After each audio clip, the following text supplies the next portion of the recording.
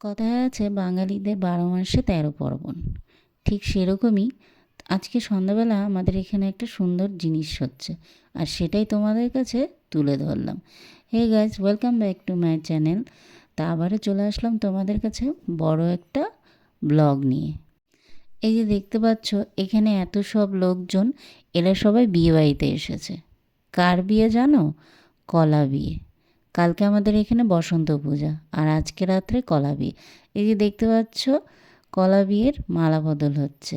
দুটো ছোট ছোট গাছ নিয়ে কলা বিয়ে হচ্ছে, একটা বউ একটা বর। এই যে সাদা শার্ট পরা এটা হচ্ছে বর, আর লাল শাড়িটা সেটা হচ্ছে বউ। বাড়িতে যা যা প্রয়োজন এখানেও তাই, সাজনা তোলা, সাজানো সব কিছু আছে। বরযাত্রীও আছে, এই যে দেখো সব বরযাত্রীরা বসে আছে।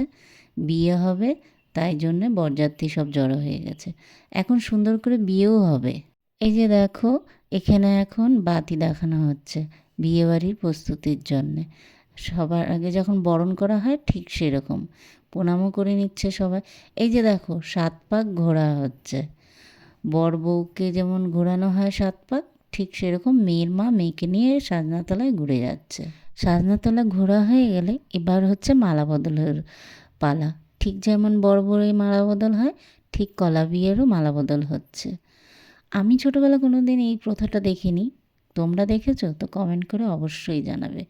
তো মালা বদল হয়ে গেল, এখন হচ্ছে তাদেরকে বসানো হবে বাসর। বাসর সাজানোর পরে এখন হচ্ছে কড়ি খেলা। ঠিক যেমন বিয়েবাড়িতে কড়ি খেলা হয়, এখানে ঠিক আংটি নিয়ে মেয়ের মা ছেলের মা আংটি খেলছে। কে জেতে আর কে কে হারে আর কে জেতে সেটা পরে দেখব।